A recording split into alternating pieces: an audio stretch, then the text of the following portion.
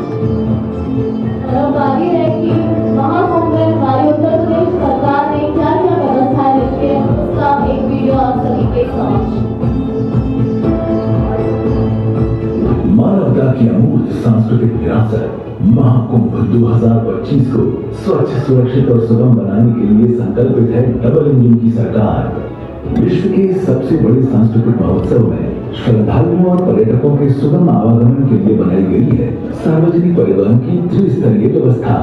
उत्तर प्रदेश राज्य सड़क परिवहन निगम 7,000 से अधिक बसों का संचालन करेगा, तो वहीं रेलवे प्रशासन महाकुंभ में 900 से अधिक आउटगोइंग मीरा स्पेशल ट्रेनें चलाएगा। मौनी अमावस्या पर 300 से अधिक स्पेशल ट्रेनें श्रद्धालुओं और पर्यटकों के लिए सुनिश्चित करेंगी सुगम और सुरक्षित आवागमन। इस महाआयोजन के दौरान यात्रियों की सुविधा के लिए प्रयागराज के 9 रेलवे स्टेशनों पर यात्री सुविधाओं का विकास कराया गया है। साथ ही भीड़ प्रबंधन के लिए व्यापक कार्य योजना के साथ ही यात्रियों की सुविधा के लिए कराया जाएगा मल्टी लैंग्वेज अनाउंसमेंट। तो वहीं वायु मार्ग से आने वाले यात्रियों की सुविधा के लिए भी किए गए हैं व्यापक इंतजाम। महाकुंभ 2025 में अमृत स्नान का पुण्य कमाने आओ चले महाकुंभ, हर कदम महाकुंभ की ओर।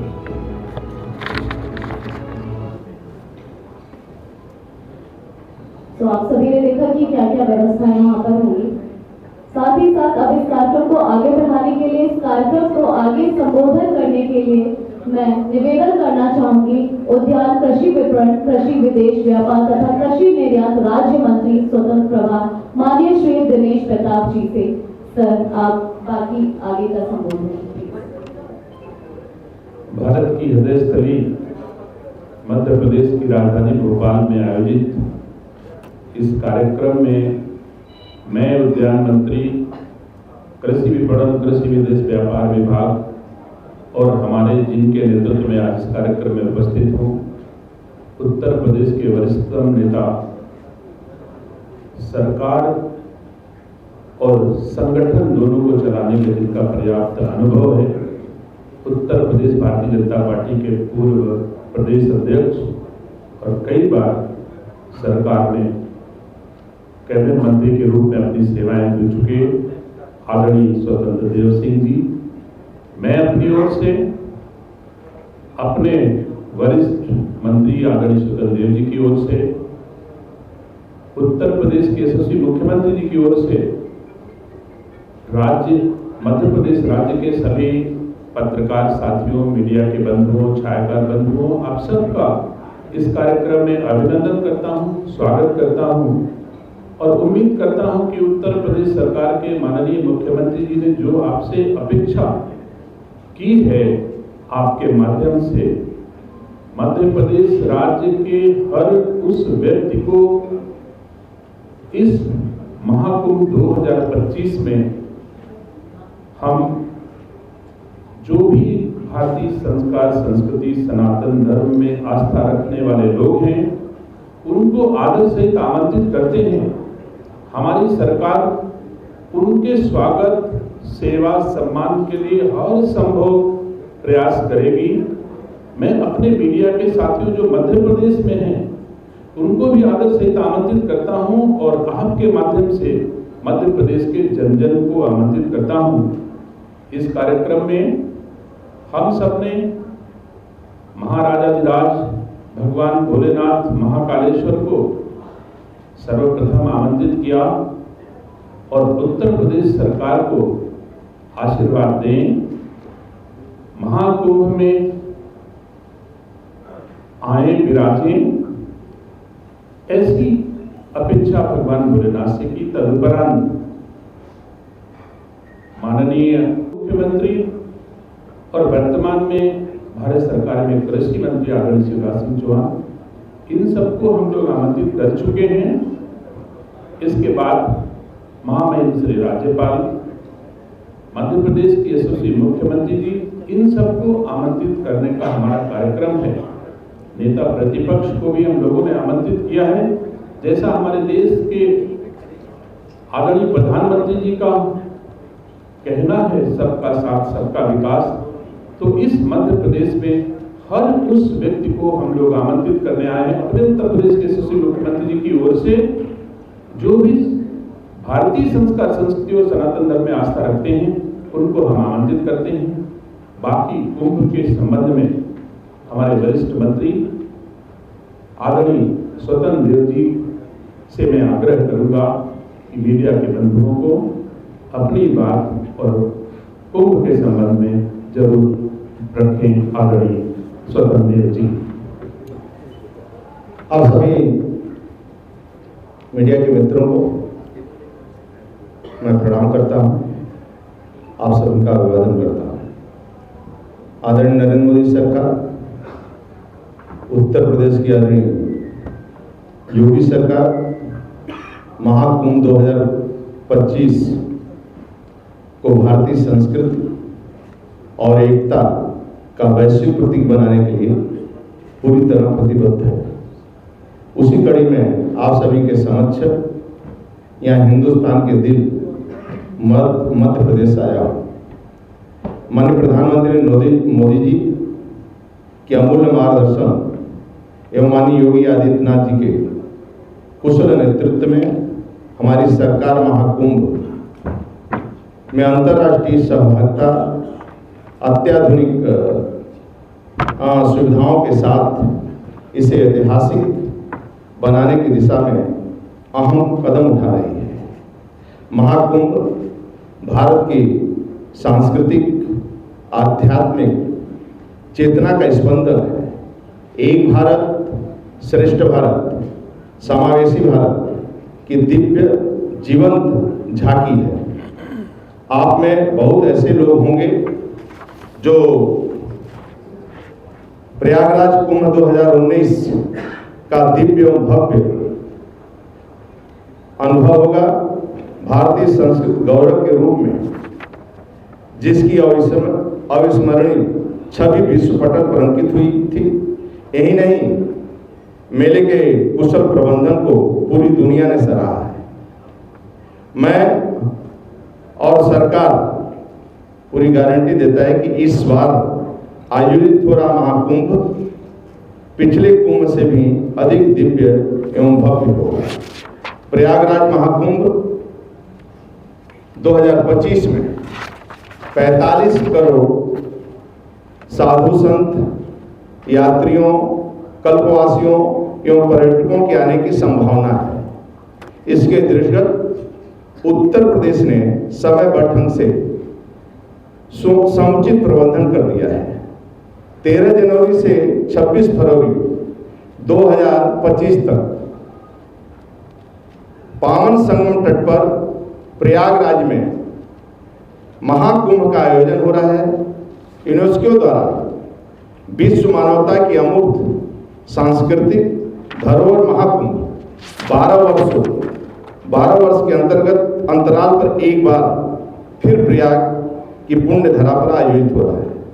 यह स्वच्छ, स्वस्थ, सुरक्षित एवं हरित महाकुंभ है। यह स्वच्छ, स्वस्थ, सुरक्षित एवं डिजिटल महाकुंभ है।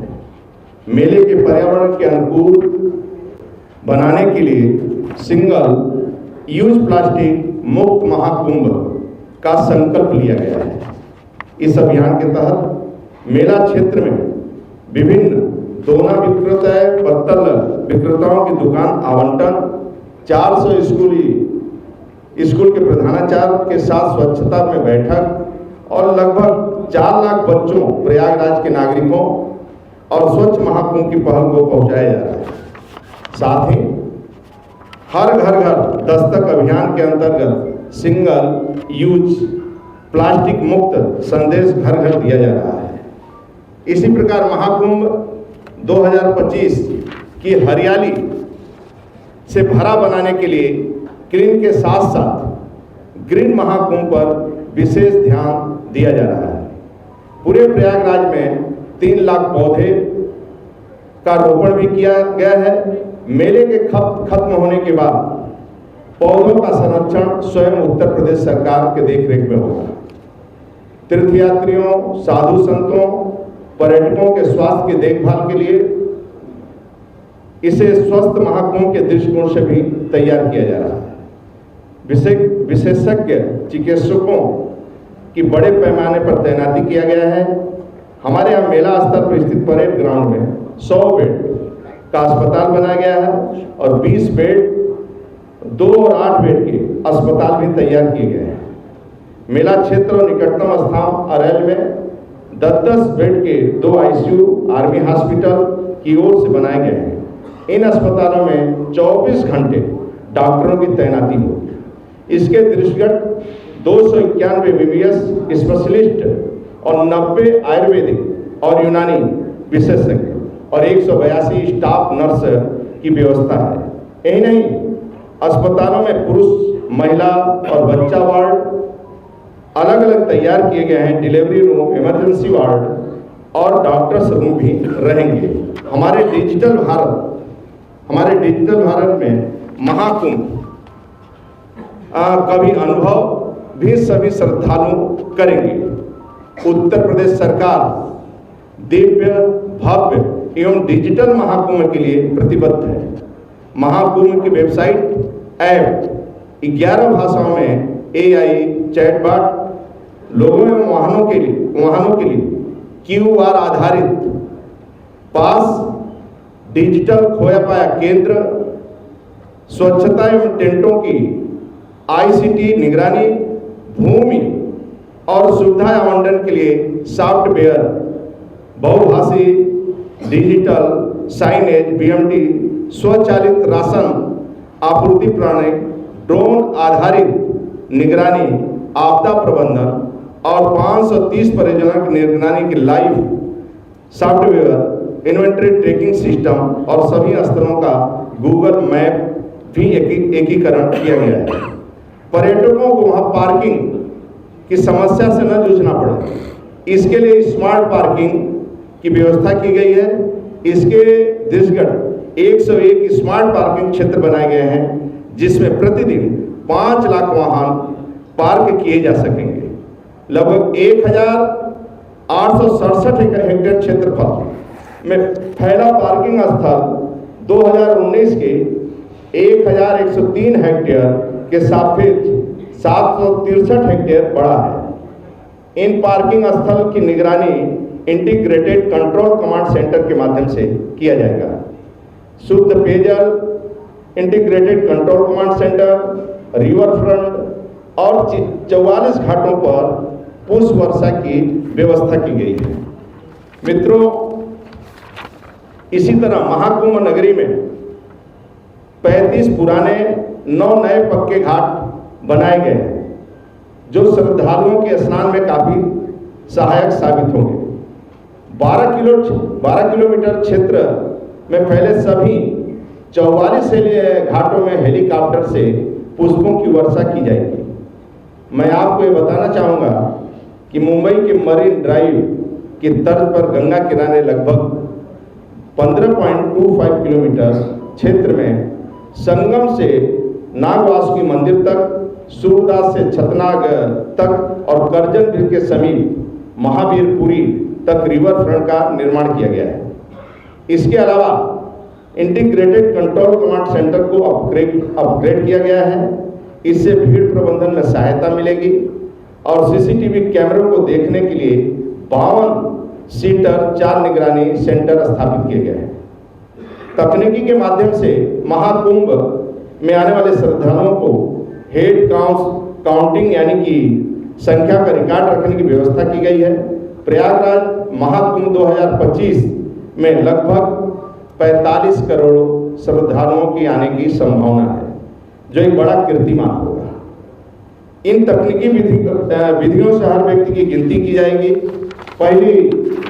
पहली विधि एट्रीब्यूट आधारित खोज है, जिसमें पर्सन एट्रीब्यूट सर्च कैमरे के आधार पर ट्रैकिंग की जाएगी।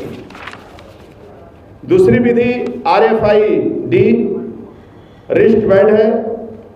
इसके तहत तीर्थयात्रियों के कलाई पर पहनने के लिए रिस्ट बैंड प्रदान किए जाएंगे और IFID रीडर रिस्ट बैंड के माध्यम से अंदर और बाहर जाने के समय की ट्रैकिंग की जाएगी। वहीं तीसरी विधि मोबाइल ऐप पर द्वारा ट्रैकिंग है। इसके माध्यम से तीर्थयात्रियों की सहमति पर मोबाइल ऐप के GPS लोकेशन के माध्यम से लोकेशन ट्रैकिंग की जाएगी। साथियों, प्रदेश सरकार सनातन भारतीयों के महापर्व महाकुंभ 2025 का न्योता भारत के सभी राज्यों समेत पूरे विश्व में भेज रही है। इसी के दृष्टिगत हम आपके बीच आए हैं। हमारा आपसे यही कहना है कि आप सभी पूरे संपूर्ण मध्य प्रदेश के आपका ये महाकुंभ का सुखद अनुभव आपको जीवन भर याद रहेगा। माननीय प्रधानमंत्री नरेंद्र मोदी जी के अमूल्य मार्गदर्शन एवं उत्तर प्रदेश के माननीय मुख्यमंत्री योगी आदित्यनाथ जी के कुशल नेतृत्व में का महाकुंभ 2025 दिव्य, भव्य, अद्वितीय, अविस्मरणीय रहेगा। हम आप सभी मध्य प्रदेश वासियों को महाकुंभ में प्रधान्य के लिए हृदयपूर्वक आमंत्रित करते हैं। हर हर गंगे। बहुत बहुत धन्यवाद आप सबका। धन्यवाद सर, आपने बहुत सारी जानकारी, बहुत ही महत्वपूर्ण जानकारी सभी तक पहुंचाई है। अब हम आगे चलेंगे। हमारा जो बहुत ही खूबसूरत सा लोगो जो कि CM साहब ने ऑलरेडी लॉन्च किया हुआ है, आज उसकी एक बहुत ही प्यारी सी फ्रेम आप सभी के सामने पेश करेंगे। Double and cross question. Yes, of course. इसके बाद हम प्रश्नोत्तर की ओर ही चलेंगे। आप सभी से निवेदन, ऐसी कोई आवश्यकता नहीं है। एक आध क्वेश्चन करना चाहते हैं तो ऐसा कोई आवश्यकता नहीं है। सर, 45 करोड़ लोगों के आने की संभावना है, तो इसके लिए फिजिकली जवानों का कितना आपने समूह रखा है? डिप्लॉयमेंट अलग से एक जिला बनाया गया है। वहाँ पर ADG रैंक के अधिकारी, SP, DIG और पुलिस व्यवस्था पूरा है। जो बताया मैं कि कंट्रोल रूम ड्रोन से पूरा सर्च हो गया। एक भी चीज जेब से, यानी मेला स्थल के 3-4 किलोमीटर जितना है वह, कहीं भी कुछ भी घटना होगी हमारा प्रशासन सतर्क रहेगा। पिछले भी कुंभ में 2019 में ही स्थिति रहा कि एक भी घटना नहीं घटित हुई। और स्वच्छता के मामले में जिसके कारण देश के प्रधानमंत्री स्वच्छता कर्मियों का पैर धोने का काम किया, जो कुंभ के बाद जब ये स्वच्छता, इसके कारण 8 बजे के बाद भी शाही स्नान, सभी स्नान के बाद में एक चड्डी पुष्प नहीं बचते थे। ये सभी का कैमरा प्रशासन भी अलग से एक जिला बसाया गया है, वो पूरा उसकी देखरेख कर रहा है। क्या चीज मैम? किसी को मना नहीं है स्नान के लिए। पूरे विश्व के हिंदुओं को आमंत्रित किया गया है। बाकी भी जो आ सके, हम लोग सभी राज्यों में जाकर सभी को आमंत्रित कर रहे हैं कि लोग स्नान करने आए। क्या चीज? स्वतंत्र जी की आखिरकार प्रेस कॉन्फ्रेंस की जरूरत क्यों पड़ रही है? क्या है, कितना भव्य तरीके से आप बना रहे हैं? क्या है, देखिए क्या है, लोगों को जानकारी होना चाहिए। पूरे देश के अंदर यूपी के बारे में जानकारी होना चाहिए। क्या है कि मैं नीचे नहीं जा रहा हूँ, थोड़ा उत्तर प्रदेश में 17 के पहले स्थिति दयनीय थी, उस विषय पर नहीं जाना चाहता। अब उत्तर प्रदेश में बदलाव हो चुका है। यानी जिस सड़क पर लोग 12 बजे दिन में नहीं निकलते थे, आज 12 बजे रात को बेटी अपने माँ के साथ शादी समारोह से आती है। जिस रोड पर लोग दिन में सड़क जमीनें खरीदने जाते थे, आज उत्तर प्रदेश में वहाँ पर जमीनों का रेट 3-3 करोड़ रुपये बीघा हो चुका है। सेकेंड, 13-17 के पहले जो कुंभ होते थे आप, मैं किसी का विरोध करने नहीं आया हूँ, लेकिन आप जिक्र कर दिए, तो क्या है कि आचमन के योग्य भी पानी नहीं मिलता था। लेकिन आज योगी सरकार में जितने भी कार्यक्रम होते हैं, चाहे ईद हो, चाहे बकरीद हो, चाहे नवरात्र हो, सभी पर 24 घंटा लाइट मिलता है। पहले लाइट नहीं मिलती थी, बिजली नहीं मिलती थी, और आज पूरे राज्य के अंदर जितने भी त्यौहार हमारे पड़ते हैं, 17 के पहले टीका लगाने में लोग डरते थे। आज सभी लोग सभी त्योहारों पर हेलीकॉप्टर से पुष्पों की वर्षा होती है। आज के डेट में उत्तर प्रदेश में पर्यटक लगभग 60 करोड़ आगमन हो चुका है। लगभग ये कुंभ होते होते 100 करोड़ के आसपास पर्यटक काशी विश्वनाथ से लेकर सभी मंदिरों पर, इसलिए मैं यही केंद्रित करना चाहता हूं कुंभ का। इसलिए आपसे निवेदन है कि आगे क्वेश्चन न हो, इसलिए आप सभी को प्रणाम करता हूं। बहुत बहुत धन्यवाद। एक सवाल ये था सर, कुंभ के मेले में मेरा सवाल ये है कि कुंभ के मेले में काफी दूर तक पैदल चलना पड़ता है। आप लोग ऐसी व्यवस्था कर रहे हैं कि श्रद्धालुओं को कम से कम पैदल चलना पड़ता है? हाँ, एक मिनट, पिछले बार भी देखे होंगे 2019 में थोड़ा कम समय था, बहुत नज़दीक था, इसलिए कुंभ की चर्चा मैं पूछता। मध्य प्रदेश में उस समय मैं प्रभारी था, तब मैं पूछता था, रीवा इधर दौड़ा करता था, कुंभ में कोई प्रॉब्लम समस्या हमें कोई व्यक्ति नहीं कहता था। इस बार भी जो पार्किंग बनाया गया है वो बहुत नज़दीक बनाया गया है, पार्किंग किसी को परेशानी ज़्यादा नहीं होगी। बाकी कोई ऐसा लगता है तो हम लोग उपस्थित रहेंगे और किसी प्रकार की कोई कठिनाई नहीं होगी। सरकार द्वारा पूरा पार्किंग बिल्कुल नज़दीकी नज़दीकी। मध्य प्रदेश में बुलावा देने के लिए आए हैं मध्य प्रदेश के वासियों को, तो क्या आपने अलग अलग राज्यों के जो दर्शनार्थी आएंगे उनके लिए कोई अलग अलग स्थान चिन्हित किए हैं कि मध्य प्रदेश यहाँ आएगा और बाकी राज्यों के लिए अलग अलग व्यवस्था हो? तो यदि ऐसी सरकार कोई अपने राज्यों का लोग अलग अलग अभी नहीं लिए हैं, स्थान नहीं केंद्र निर्धारित किया है, लेकिन जो हमारे अखाड़ा हैं, अधिकांश अखाड़ों से लोग जुड़े रहते हैं, अधिकांश संतों ऋषियों से जुड़े रहते हैं। इसलिए सभी अखाड़ा ऋषियों को 4000 हेक्टेयर भूमि में इस बार सभी को बसाया गया है। लगभग सभी को पर्याप्त जमीन दी गई है। इसलिए सभी राज्यों के लिए हमारा प्रशासन से लेकर मंत्रिमंडल पूरा और वहाँ की व्यवस्था में सब किसी राज्य को कोई तकलीफ नहीं होगी, पूरी विश्वास और गारंटी देता। बहुत बहुत धन्यवाद। बस करते हैं।